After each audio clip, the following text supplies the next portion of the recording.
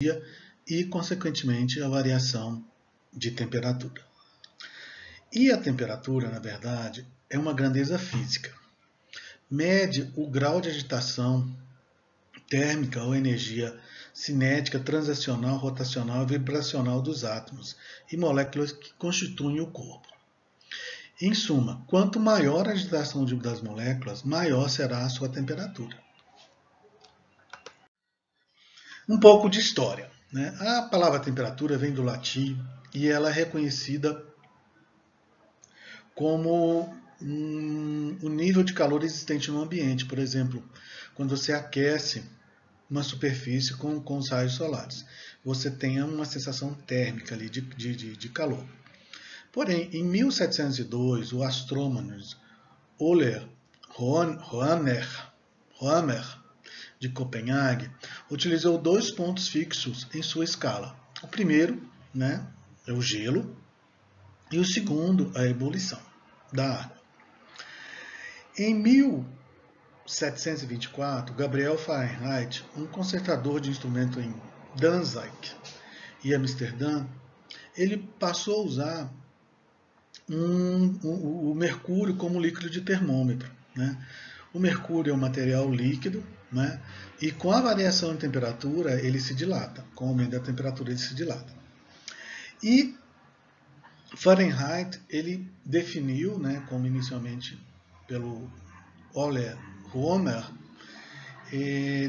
uma escala de 212 graus para Fahrenheit para o ponto de ebulição da água e 32 para o ponto de congelamento da água. Tá? Então, a variação entre esses dois pontos é de 180 graus Fahrenheit. Outros estudiosos da época, em 1745, o Carolus Linnaeus de Usuápia, Suécia, ele fez o seguinte, ele deu uma outra escala, né, a escala centigrada, em que vai de 0 a 100. Já o que a gente conhece hoje como escala Celsius, o Anders Celsius, também ele é sueco, utilizou uma escala em que o 0 representa o ponto de ebulição da água e o 100 o ponto de congelamento. E aí se tem a escala centigrada com 100 graus entre os pontos de ebulição e pontos de congelamento. Na verdade, hoje, o mais recente, em 1948, a escala centigrada foi trocada pela escala Celsius, né, em que se tem o ponto de congelamento a 0 graus, né, e o ponto de ebulição da água, e mais ou menos, ele é 99,975 graus. Isso se deve às variações da pressão atmosférica no ponto de ebulição da água, né?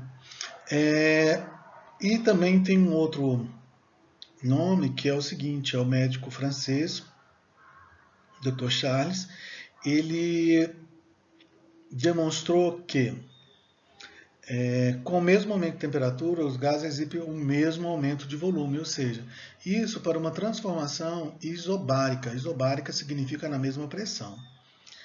Então, se você tem um aumento de temperatura, também você vai ter um aumento da pressão. Da pressão não, do volume.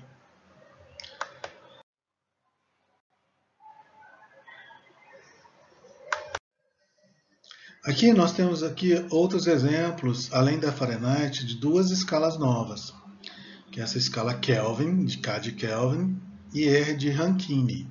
Essas duas escalas, elas foram criadas, são escalas absolutas, elas foram criadas porque eles acreditavam que em 0 seria o ponto em que os átomos e as moléculas, elas não teriam vibração, elas ficaram quietas, ou seja, nesse ponto aqui, o 0 absoluto,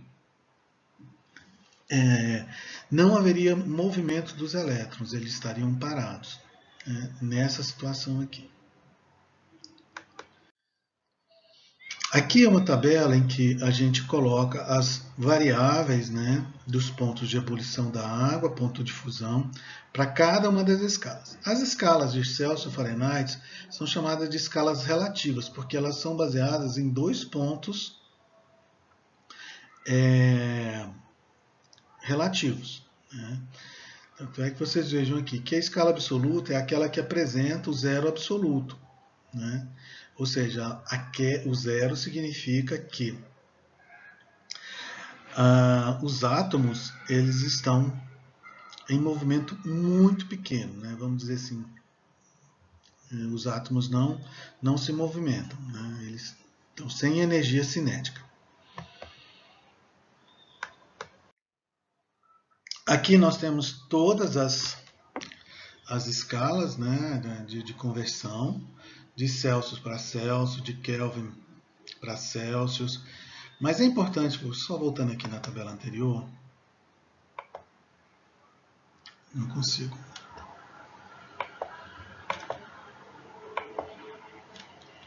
Pois bem, não consigo. Mas voltando aqui, é importante a gente falar o seguinte, que basta você conhecer o ponto de congelamento e o ponto de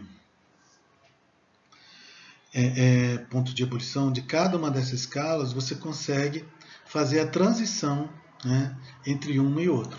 E que, na verdade, é uma equação de primeiro grau.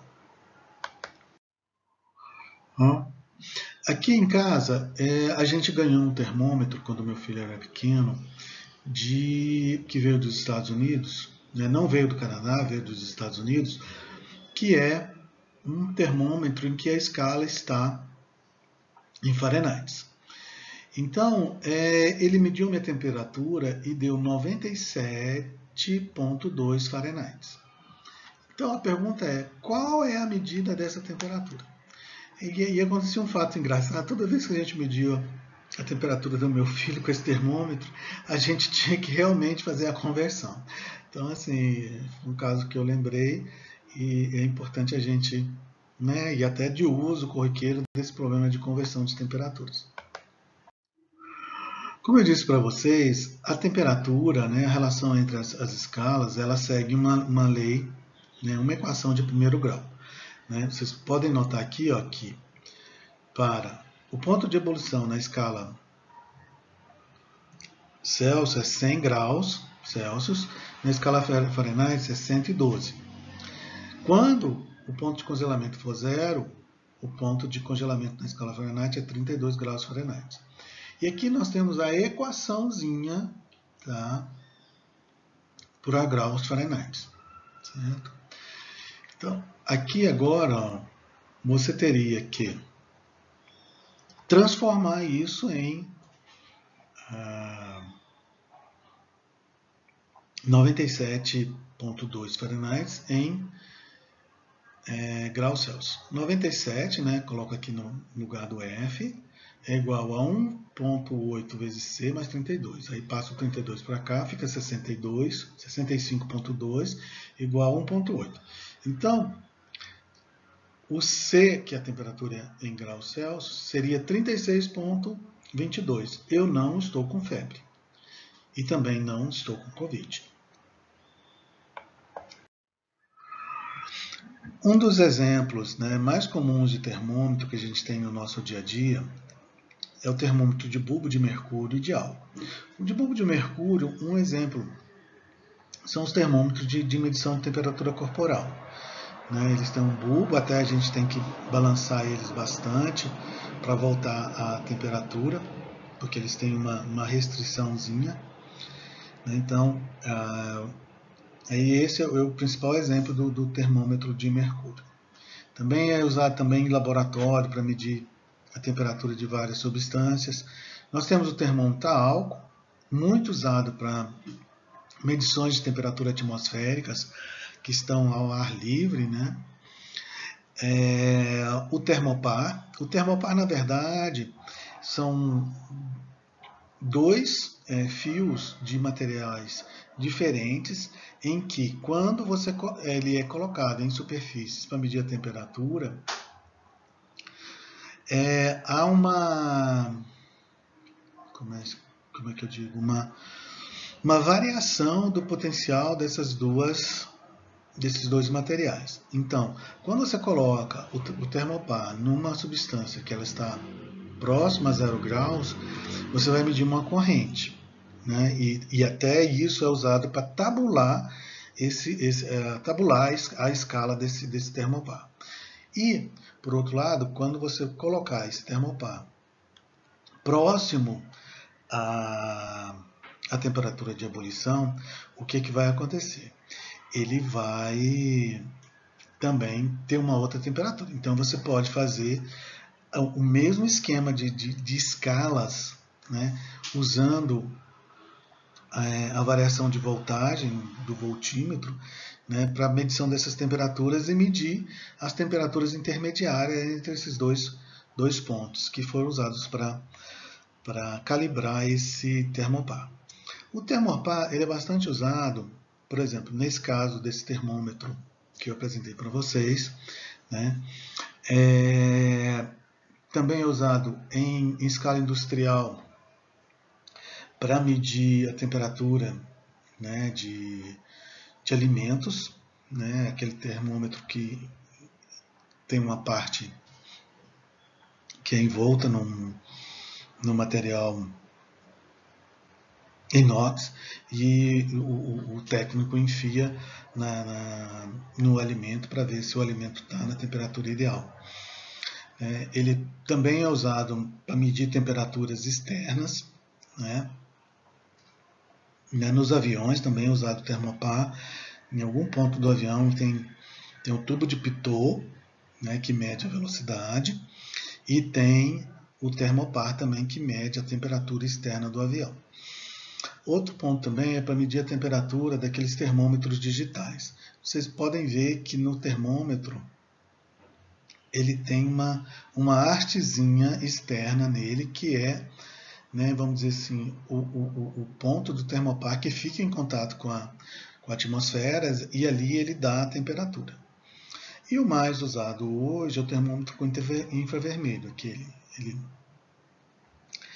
A pessoa não entra em contato com o termômetro, né, é feito por raios infravermelhos, que mede a temperatura das pessoas. Com o efeito da pandemia, esse é um dos termômetros mais usados hoje em todo estabelecimento comercial que a gente vai, tem esse termômetro. Espero que vocês tenham gostado dessa aula experimental, né? É uma das minhas primeiras aulas nesse modelo, né, à distância, né? E é um assunto muito interessante, né, de você estudar, tá? Espero que tenha contribuído para o ensino de vocês. Obrigado.